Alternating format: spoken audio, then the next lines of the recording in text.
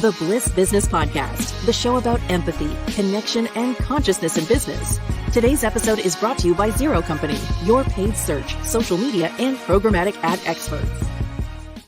Yeah, so Randy, I think that is a good idea. Reporters will want to look at sort of what topics you talk about. We used to have portfolio managers that talked about emerging markets or China or technology. So yeah, definitely a good idea.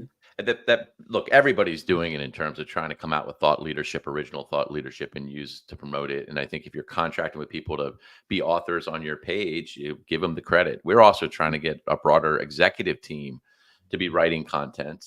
So it's not just the marketing people or just the CEO. And I think having the author page helps. So if people like their articles, they can go see what else the person has written. So yeah, I think it's a great idea.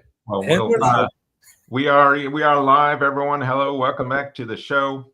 We are talking emotional intelligence, EQ in leadership with our guest today. I can't stress this enough, but it's one of the key elements if your organization's collective consciousness is going to take a leap to the next level. You've got to focus on this. I'm Steven Zagash here again with Tulio Saragusa, Mike Lusky, and our special guest.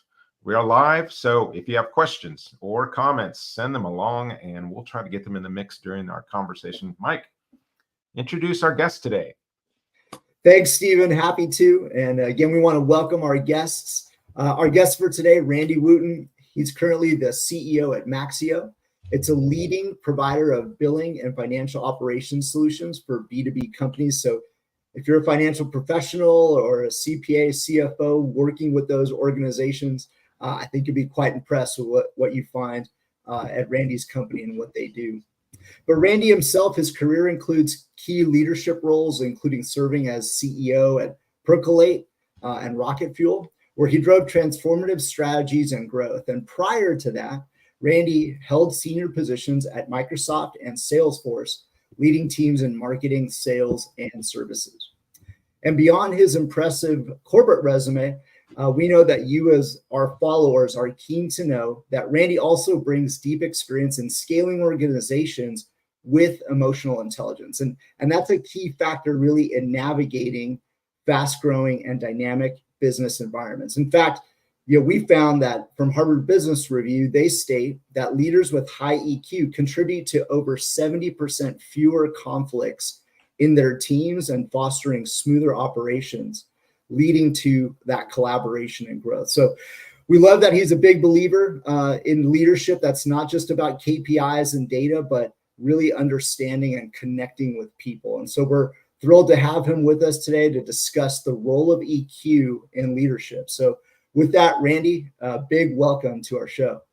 Oh, thank you very much. It's a real pleasure. I just want to make super clear that learning about the value of EQ is an ongoing journey for me. It's something that I had to get beaten about the head and shoulders earlier in my career. And I think if you talk to a lot of people on my team, they'd say, but Randy's all about KPIs. So I look forward to the conversation to talk more about how to frame the two. Yeah, let's kind of start there. So you've had an impressive career leading organizations through, various challenges and massive transformation. How has focusing on EQ shaped your approach over that time, and how has it sort of changed over that time? Well, let's back up just a little bit. I love telling the story that you think about when you go through high school and college, what is valued is IQ, your ability to do well on tests effectively. Like maybe in today's world, there's some project work that needs to happen. And so you got to be able to work with others to be successful. I know when I went to business school, there was a premium placed on that, but really, IQ. And so then I was in the military and it was just get stuff done. It wasn't until I got to the corporate sector where it turned into this world of, it wasn't about lead, follower, get out of the way. It was lead, follower, let's talk about it. And I was like, what do you mean, let's talk about it? Like you make the decision, I make the decision.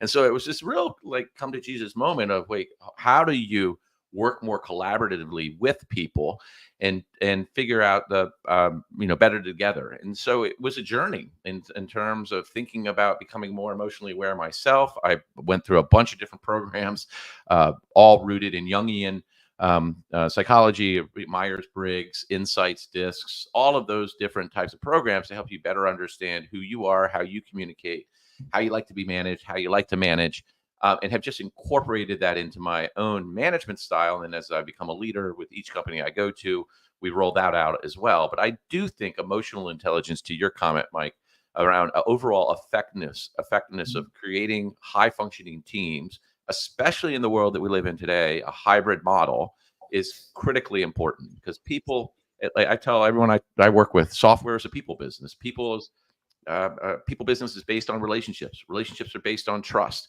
Trust at its core comes down to you have alignment around values. And do you have the emotional intelligence to understand how different people process information, and how do you create a compelling vision for the future?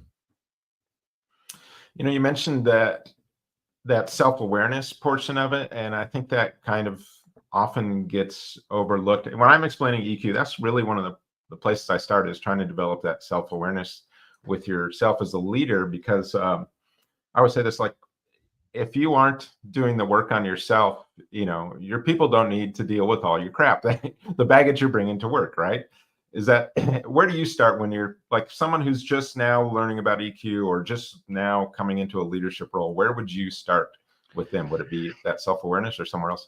Yeah, I mean, you start from the hiring process. So one of the things I want to find when I'm interviewing people is I'm tapping into what are their values, and we'll talk about what I'm looking for is, do they have vulnerability and humility? Because if they do, then they're coachable. And that means, because the role is going to change, the context is going to change, and what you need is people open to the idea of change. That means they have to have some level of humility that they don't know everything. I tell people, like, I'm always operating at the edge of my own ignorance. I'm looking for new ideas, new ways of thinking about stuff. So if you have someone who at their core is humble, appropriately humble and appropriately confident for their competence, that getting that balance right is really important. You bring them into the organization, and in the organization, as I mentioned, we try to adopt and use one of these programs. Currently, we're using Insights. I've used that at multiple companies. I like it immensely. I tell people it's like a year's worth of one-on-ones. Is when they go through and do an Insights profile in your first one-on-one or first month one-on-one, you're talking about communication strategies and what you like, don't like. Like, that takes a long time to develop with someone that you don't have a relationship with. And so having the Insights as a objective measure of who you are in terms of preferences, it's not a judgment. There isn't one way to be, allows for you to both create a relationship with that individual. And then we use that Insights construct for the team as well. So the executive team all knows each other's Insights profile. And we've rolled out that across the entire company. So I think if you have this language around personalities, preferences, it allows you to have conversations in a safe space, because it's not judgmental, and everyone's special. You can find out what their superpower is, and you can find out how to be better together. The final thing that I found as an executive, because as you get more and more senior, your expectation is you're going to have people coming in who are, have high EQ. I adopted this from, I forget, there's a great guy named, I have it right here. His name is Joel Trammell. He wrote a book called The Chief Executive Operating System. Like, I recommend everybody sign up for his email newsletter. It's awesome. He recommended doing something like, what does it mean to work with me? So I have a document called Working with Randy. And it's kind of a summary of the things that I prefer, and how things work, and how I'm going to show up, and my expectations for the executive. And so for every new executive, I provide that as well. And so I'm like, look, we're going to get to know each other through the Insights. I'm going to tell you what works well with me and where I struggle, and then we're going to figure out how we can create a social contract in the way that we're going to work. So let's dig into that a little bit more. For example, in a real world scenario, especially when there's a lot of pressure for growth. So, for example, your time at Percolate, even Rocket Fuel, scaling those companies during hyper growth phases, were there some key EQ driven strategies that helped you manage those high performing teams and to balance the sort of intense pressure that comes with rapid growth while also maintaining that sort of human balance? What worked? Yeah, I mean, I think one of the things about being a leader, if you think about Aristotle, right, and the rhetoric, and how do you persuade people? There's ethos, pathos, and logos. Ethos is, do you have the credibility? Pathos is, do you identify on the emotional level? And logos is, can you convince through logic effectively? And I think as a leader, understand, mind head and heart, right? The head and the heart are speaking to and communicating is critically important. And I think especially in this remote world is like, how much are you spending time not just making rational arguments, but instead trying to define the why we're going to be successful and reinforcing the relationships that you have with people. So very tactically, one of the things we do in our executive meetings, we start the executive meetings with a round of good, 10 to 15 minutes of people just talking about their weekend and what's been happening. And again, I think if you were to ask people who've worked with me over the years, they would say, gosh, Randy, it's always about the work. And so this is a way for me to put a clutch in and just focus on the relationship. And if you ask my executive team, they could see, they'll tell you my head's kind of spinning around because I want to get into the metrics and talk about the business. But I think it's so important to carve out space for that emotional connection.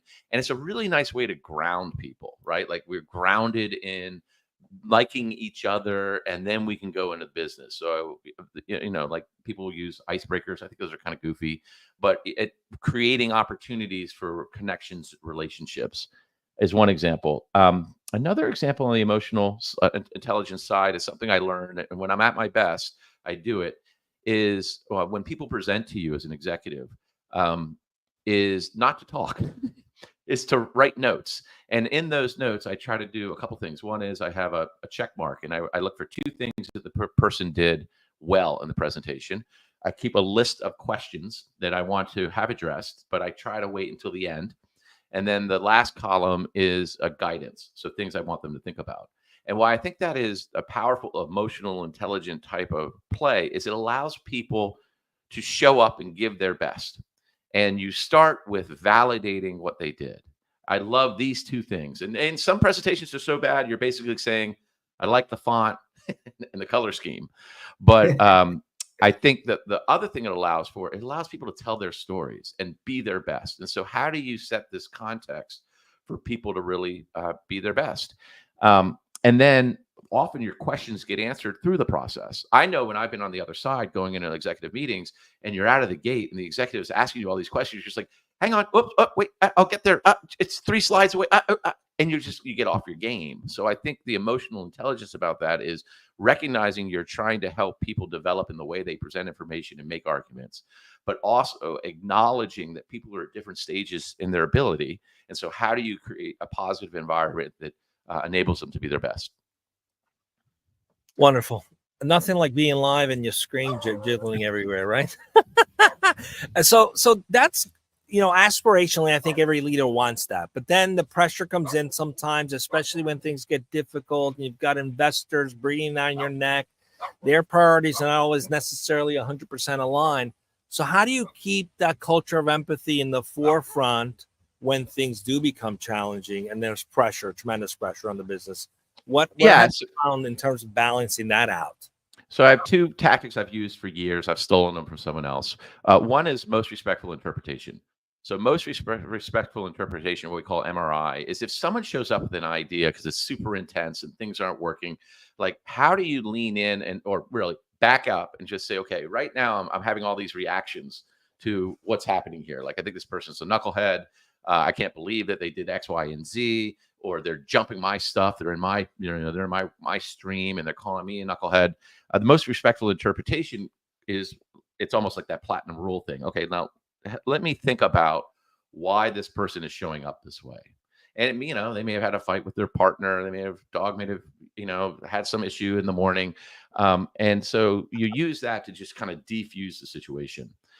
The other thing I do to try to defuse the situation from the personal and try to get to a productive conversation around problems and solutions is, I think it's Stephen Covey's ladder of inference. And the ladder of inference is you walk down the ladder of inference, meaning like I could say, I like Diet Coke, and you say you don't like Diet Coke. We can have an argument about Diet Coke.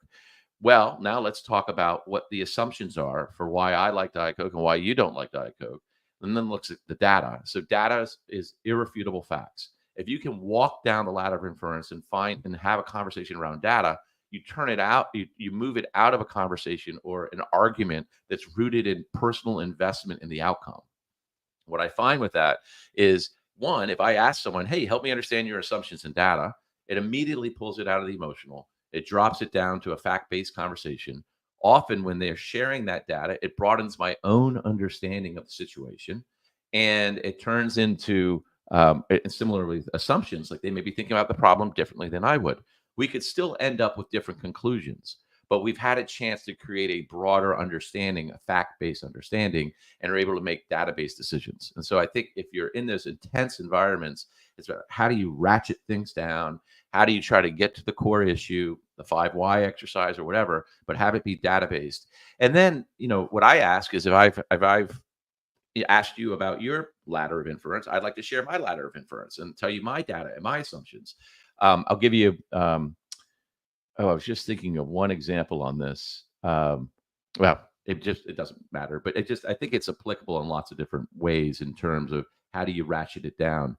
I think the net for me is when you can lead with honest, authentic inquiry rather than making statements, it changes the whole dynamic of your interaction with someone. So when I start to feel like the hair on the back of my neck is going up, I try to move out of saying, here, you're wrong. These are the 3 things you need to go do. Go move. Instead, like, help me understand.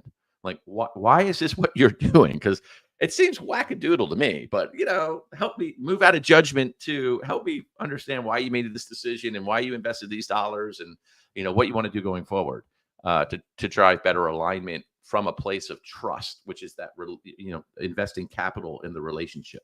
Right. Yeah, that's super interesting, because what it made me start to think about is the effect that interaction could have on the individual, right? And as leaders, right, we're all executives. What would we pay to have more, innovation in our organization, right? It's a huge financial sum, but this factor of emotional intelligence has proven time and again, right, that it leads to more innovation. And so, through those little interactions, we can either have that effect of, oh no, they're going to probably, go down and keep doing the same, wackadoodle things that they've been doing, or by bringing them in and turning the thinking around, maybe now they go down a new path and foster that innovation versus, I guess, disempower them or take away their abilities. So absolutely, Mike. I mean, another adage I've stolen from somewhere is, truth is on the front lines. If you want to know what's really happening, go talk to the seller, go talk to the customer success rep, go talk to the engineer. And in those conversations, it's you ask questions and sort of help me understand what's working, what's not, what could we do differently? How can I help you? And so I try to do, I do skip levels with all my direct reports, directs, at least once every 6 months. I do team meetings with all the teams every 6 months. And then I just run around and try to do coffees when I'm in different locations and find out. And so I do think you got to have this, people need to know that you're accessible and that you're showing up authentically in the way that you're leading all hands, the way that you're interacting in meetings, and the way that you show up in one-on-ones. Because I do think ultimately leaders are responsible for the culture. And culture can be defined lots of different ways, but at its root, it's around connections to the purpose of the company, connections to the leadership team, and connections amongst peers. And so I think a lot about that. How am I building culture and connections? The connection piece is all about EQ. It's all about EQ. Am I creating enough opportunities with people where I'm being involved in an authentic relationship? And to your point, Julio, without it being super high pressure. Because you're almost like putting credits in the bank of that relationship, so that if then I show up and I'm I'm a little short, I'm not at my best, I jump in and distract people. It's like trust is one of those things that kind of moves every data point you have, either moves it up or down, up or down. And so if you build trust with people through that relationship and investment, if you have to take a debit at some point and I have to turn into more directive, like just do this, I think that people will give you a little bit more room and be a little bit more understanding. They may have more MRI, most respectful interpretation. Like Randy must have just gotten jammed by the board because he's showing up a little sharper. But I need 90% of the time to show up as, if not gracious, at least respectful. Right. And then they'll parrot back, right, our attitude. That's the hope. Right. That's hope. And I do think to that point, having set of values that you really live. I think corporate values can be kind of a Dilbert exercise, right? They're on the wall, but people don't really live them. But unless you show that you're a value-oriented company through having an articulated set of values, have it be something that you share regularly, that you celebrate. So every all hands, we have a set of values. They reduce down to hype. I think having an acronym works really well, so people remember what they are. It's honest and open. Your input matters, passion for progress, and expect excellence. I would suggest that every single Maxio, not all 240 around the world, would know that we have hype as our values. They might get 3 out of 4, but it's probably better than most companies I've been at where people haven't known what the values were. And then how do you reinforce those? I wanted to add a D to the hype, which was don't be a butthead. And have that be a value that we reinforce, the no, I don't know if I can say this live, but the no asshole, rule, right? Like that, going back to the opening conversation. We've said it before. Okay. It comes down to hiring. Who are you hiring, and how are you supporting? How are you reinforcing the values that we're going to be respectful of each other? We're going to disagree in a respectful way, that we're going to commit. Even if we disagree, we commit to execute. Type of things. But I think that if people know that they have values alignment, you can reinforce it through lots of different traditions and tokens, etc. Yeah, for sure. And in just a minute, I'm going to. We got a question from the audience real quick, but I also want to thank our watchers on X. They're leading the charge today. Thank you for the X followers and Twitter followers and LinkedIn as well. So we have a question from the audience for Randy. It's from Martha. Have you noticed any trends or shifts in the way companies value emotional intelligence in leadership in recent years? That's a very good question. Is Silicon Valley beginning to value that? That's my follow-up to that. So I don't have a lot of data points. I did have experiences at companies like Microsoft and Salesforce. So let me just give you 2 points. But I do think there is this broader trend in Silicon Valley about the genius culture versus growth culture. And growth culture is how do you unlock the potential of people in the team to be successful. Genius culture, it's like the Steve Jobs of the world. It's the Bill Gates of the world. It's the Elon Musks of the world, where we as almost as an American civilization, loud and reinforce the geniuses, the individual heroes. And I think what you see from this research, and I forget who's the woman who wrote this book, it's a wonderful book about how do you facilitate a growth culture. So I'll give you an example. So I was at Microsoft for years under Bill Gates and Steve Ballmer, both phenomenal CEOs, forgotten more about how to be great CEOs than I ever will know. But then I knew Satya Nadella indirectly, and was totally surprised when he got appointed as CEO. And when I talked to my friends who've been there for the last 20 years, they said he was able to radically shift the culture of Microsoft in like less than 4 years. And he came in with a growth mindset versus genius mind. And he's a genius. Don't get me wrong. He's a genius. But his ability to unlock the potential of his team and his leaders and what he reinforced, radically different. So that's one example where I think is a big shift. Having had a chance to work at Salesforce under Mark Benioff, who, again, brilliant, but also really into this whole Ohana idea of the family, the Aloha spirit, like totally reinforcing that and what he does and the philanthropy. I love being there where he brought the philanthropic directly into the company and made it a mission. Like we all had to do service projects as part of any manager meeting because he was like, we are going to give back. And the whole 1-1-1 thing where they share 1% of their profits, 1% of their software, 1% of their time.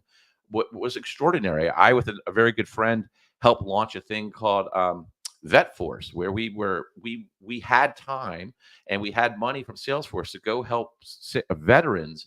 I'm ex-military. Help veterans get trained as Salesforce admins, and then we created a marketplace to help those people get placed at other companies.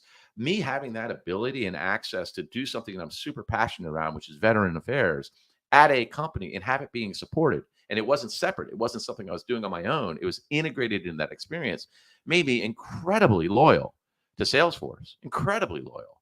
And, I left, but I've taken that mandate of bring those two things together in the corporate sector and have continued that, what are we going to promote with philanthropy? How are we going to invest in our communities? And it's totally aligned with what I value more broadly, that we need to give back to the Republic.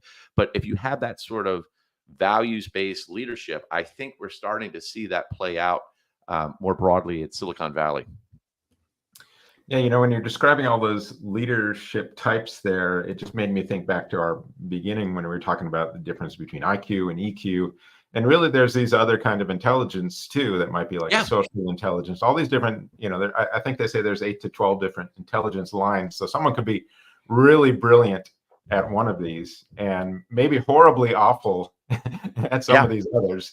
And so you get into these weird situations where, this person's brilliant, but they're a jerk, or something like that. Yeah. But one of the things that's interesting you bring up, Stephen, is so the other thing I would say is for people that really want to go down the rabbit hole, there's this wonderful program called Pathwise Leadership. I've been doing it for like 14 years. And they have a curriculum, which is a 4-year curriculum. It's a cohort you get together once a month, and it's rooted in, again, kind of Jungian psychology, but deep. It's like getting a master's in psychology. And so you get into the different personality types, and there's 7 personality types. And those are then, as you look at these other programs like Insights and Myers-Briggs and DISC, et cetera, you can see them all rooted. The challenge is most of those programs like Insights, they don't really get into the dark side of the personality. And what is the, when you're, Jung talks about it, it's the shadow self. So for example, you can clearly see I'm an intense dude, right?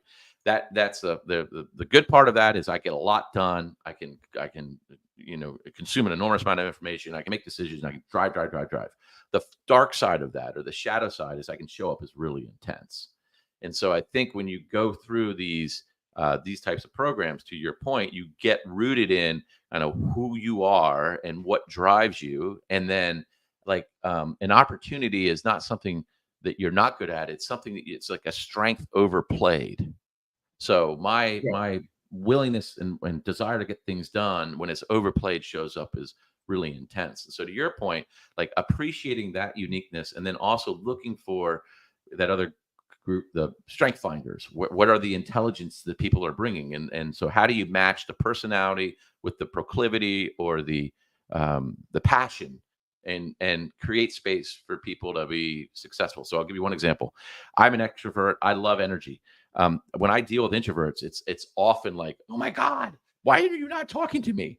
And have to give people space to process information and come back. And so if I have there's a gentleman on my leadership team right now, painful introvert, one of the smartest guys I know, but doesn't like to participate in the team meetings, but always has brilliant ideas. So I always have to say, okay, now you go think about it and come back to me in 24 hours with what you really want to say. And they always come back with great ideas, but that intelligence is very different. And they help me from, running off the cliff, because I'm like, there's a great place to go. And they'll come back and say, but it's a cliff. Are you really sure you want to do that? So I think leveraging that is really important. Let me ask you, you mentioned shadow work kind of, we've talked about that in the past, and we talked about it at the beginning of the show, talking about, take care of your own stuff as a leader.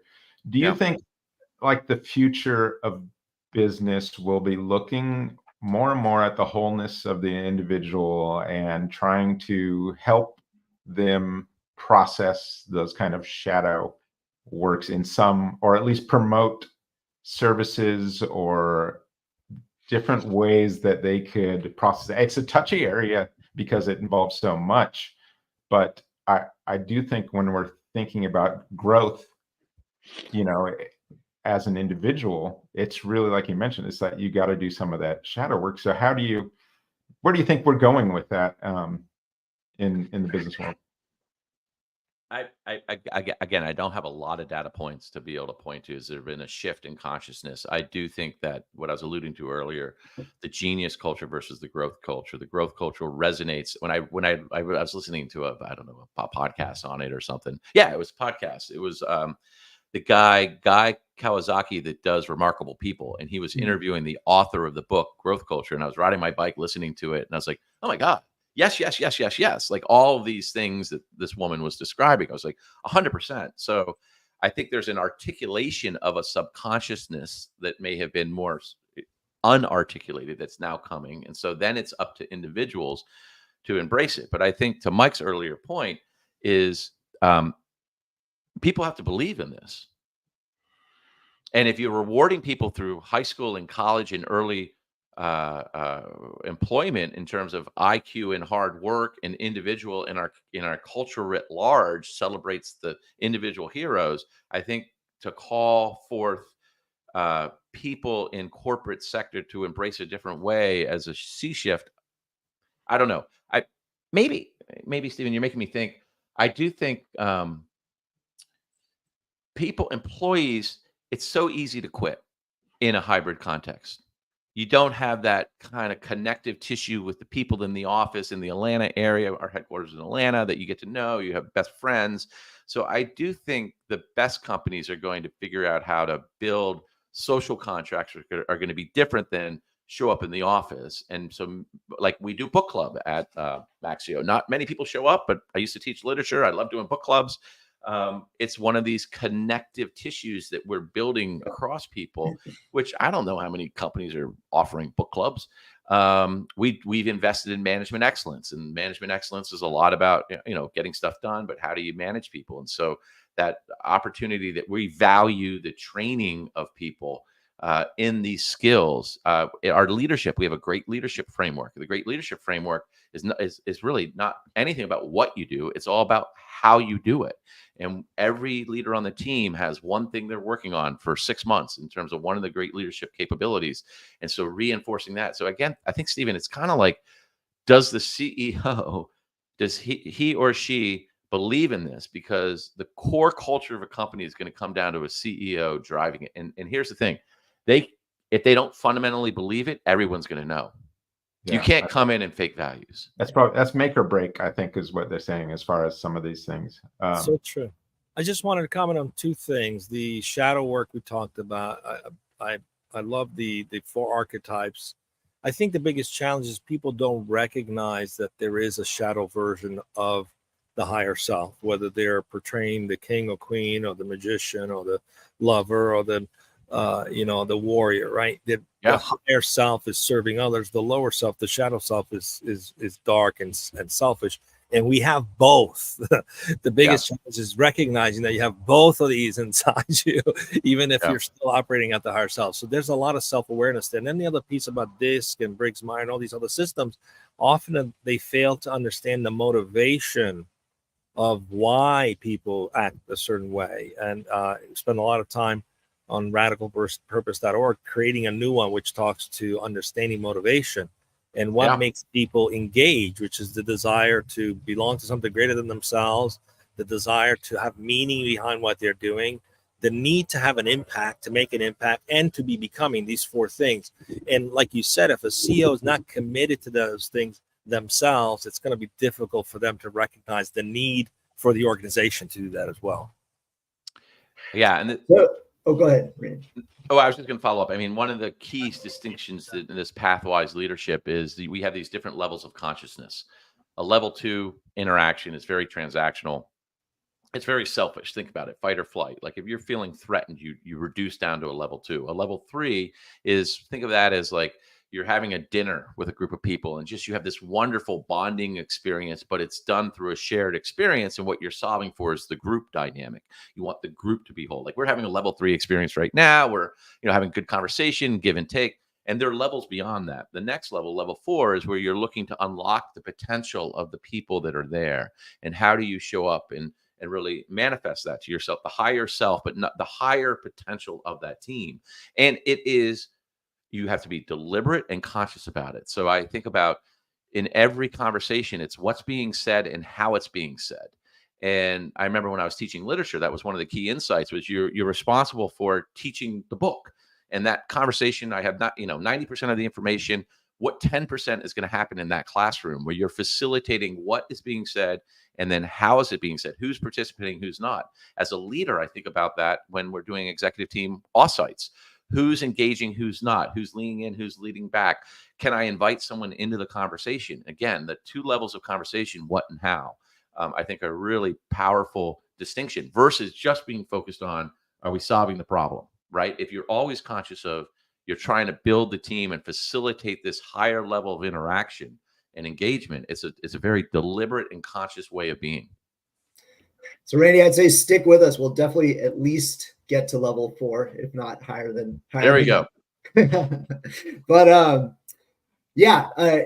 we've talked so much about, I think, the inner workings of an organization, but thinking that EQ also affects relationships outside of the company, say with our customers. So maybe we can transition the conversation to the interaction that we have with our customers. So question for you, right? How does EQ, I guess, help build better customer relationships? I stole this quote from a good friend. We were on the board together, Tony Underwood at Synoptic, and he would always remind us, without a customer, we don't have a company, right? He would always nail that into us. So, especially in SaaS, right? This high growth, how does EQ come into creating a really strong customer connection? Yeah, Mike, thanks. And I think what we talked about before, software is a relationship business, right? It's a people business, and we're in relationship, and EQ is meaningful in your personal relationships and your work relationships and your relationship with your dog. But I think with customers in particular, I think it's empathy. When I'm getting called in, people are pissed. It's gotten escalated to a point where our support people haven't been able to deliver on the promise they said, or the product has gaps that aren't going to be addressed immediately. And I find it's my role is to be, the chief apology officer is not to come in and tell the customer why they're wrong, but is to lead with I appreciate we're in a tough spot. Help me understand. So again, leading with inquiry, what's working, what's not, try to emphasize a little bit of what's working. But if they just need to vent, then you're there to take it. And obviously you want to try to move to more productive space, but I'm just using those same sort of scales, most respective interpretation, the ladder of inference. Help me understand your assumptions. What data do you have? I'm in this cycle right now with this one customer, super smart, really like him a lot. But he keeps saying these things, which I'm like, that just doesn't seem right to me. It's just to tell you what, let's stop this conversation. Let me go back and find out from our team's perspective what happened and what's true about what we think is what's true about the product, what our assumptions are. Let's come back and we can share a collective understanding of this is what's available in the product, this is what's not available in the product, and then better understand what you want. Because then we can have an explicit conversation about, can we match that? I think the other thing, Mike, is being authentic about saying things like, look, if we're not the right solution for you, fine. Let's, go on and be fruitful and multiply.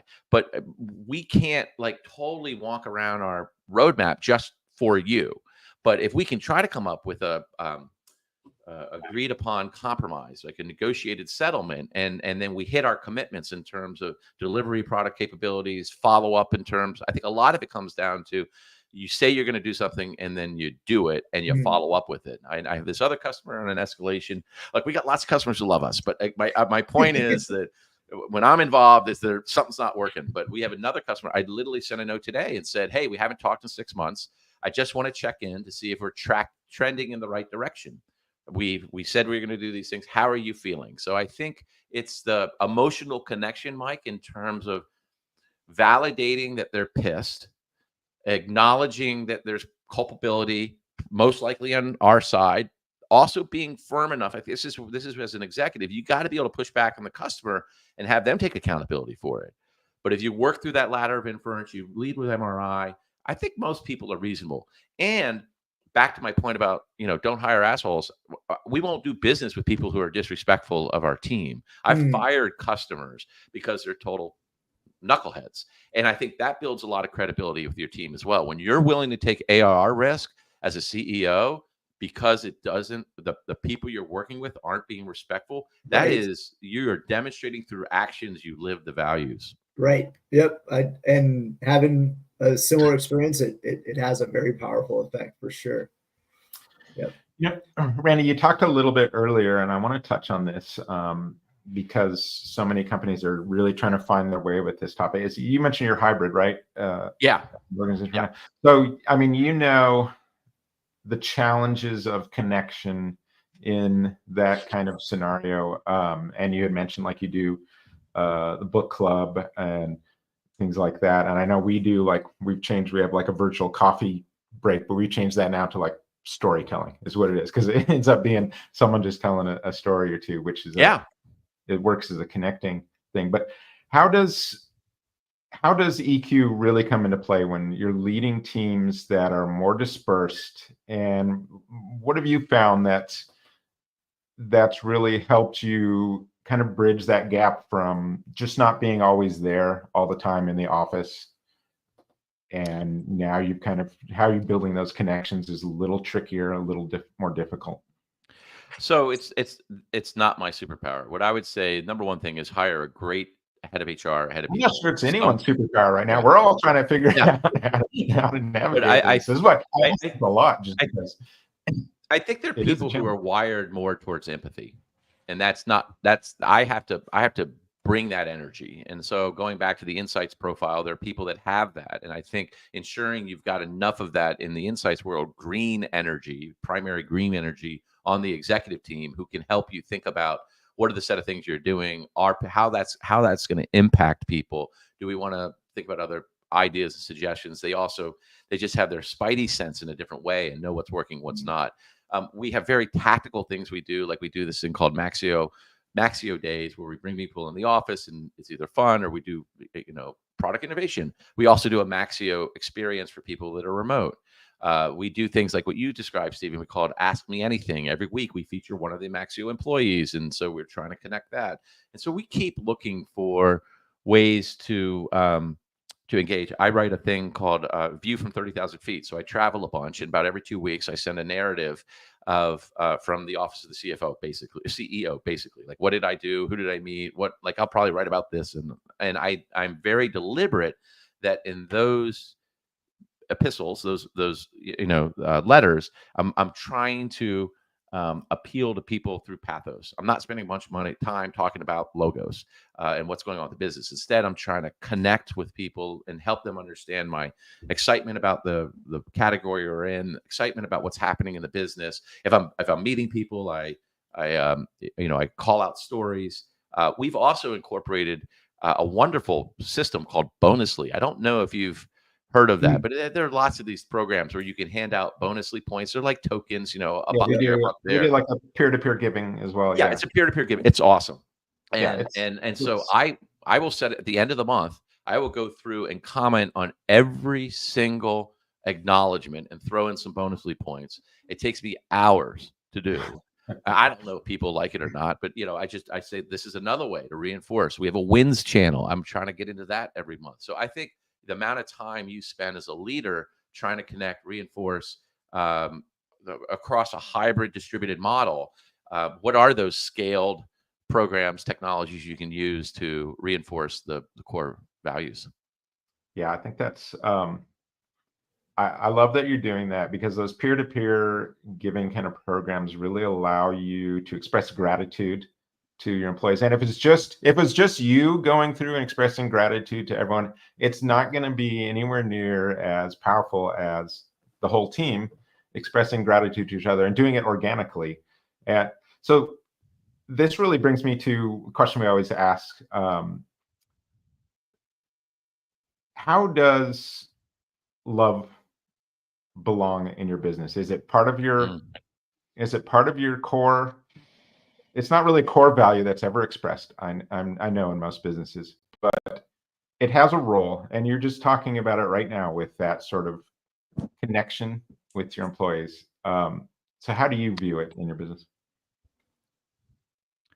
Yeah, it's a really interesting question. Love in the business. There's a great book by, I think he was one of the founders of Yahoo, that called Love is the Killer App, and talked about the value you as an individual is the connections you have, the information you share, paying it forward. And I forget the third one, but there's a third one. I don't know. I think for me, it's more, I would say love for me in the corporate context is more about my commitment to helping people be the best they possibly can be and treating them with respect. And why I'm putting a little caveat around that is, at the end of the day, I've had to do riffs.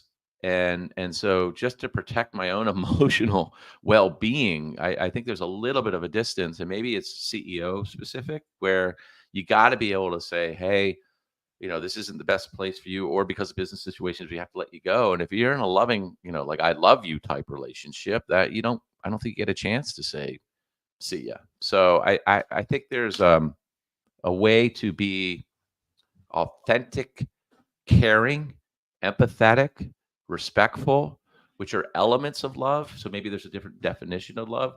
It's more than like. It's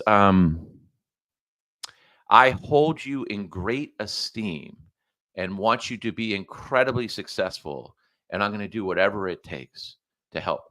My number one source of feeling a pride, or whatever you want to call it, is when people who've worked for me contact me later in their careers and say I've made an impact on their career, like I helped them figure something out, or they took another job, and they reflect on our time together as being a really wonderful time. And so I think about that, and that's actually the 8th secret of success of this book that I'm working on, is how do you unlock the potential of your people? And I think you have to be committed to relationships, building trust, and treating people in high regard. I love that answer. So if people are looking for more information, Randy, about you and what you're up to, where should they go? Or your podcast, plug that too. Yeah, I mean, a couple of ways. One is I'm writing on LinkedIn. That's where I have this whole series around these 8 secrets of success, and I'm kind of plodding along through. The other one is I do have a podcast called it's called SaaS, Expert Voices, where we bring experts around SaaS industry to talk about what's going on. And so would love people to listen to that. My mom listens. I'm not sure if anybody else is listening, but you can find that. I posted on LinkedIn. You can also find it as in our website under resources, under podcasts. And then it looks like you guys have posted. I do have an author page on our website. You can find me there. But the other thing I tell people is like, look, I have benefited immensely from people investing time and energy in me throughout my career. Tulio is one of those. I've always enjoyed my time and experience with Tulio. So if people want to, grab 15, 20 minutes, they have a question, please just reach out on email or connect me through LinkedIn, and I'll roll it over. We'll find a time and we'll talk about whatever you want to talk about. I mean, my ask would be, don't pitch me. Like, what I'd like to do is have an authentic conversation about something you're wrestling with. If you also have a cool product, we talk about that. Okay. But like, this isn't all you BDRs out there trying to sell me products. That's not the intent. But I'd love meeting people and connecting, and, let's continue the conversation. Yeah. Well, Randy, it's been a pleasure having you on the show today. Thank you for sharing your wisdom on EQ and leadership. I know I'm like 15 minutes through this podcast. I'm like, I'm going to have to go back and take a bunch of notes here, because there's a bunch of stuff that I've. We have to bring you back, Randy, and keep going. I'm fully behind. It's a great pleasure. I appreciate the opportunity. I know our listeners are going to take a lot from this conversation. So until next time, everyone, keep leading with empathy and purpose, and we'll see you on the next Bliss Business Podcast.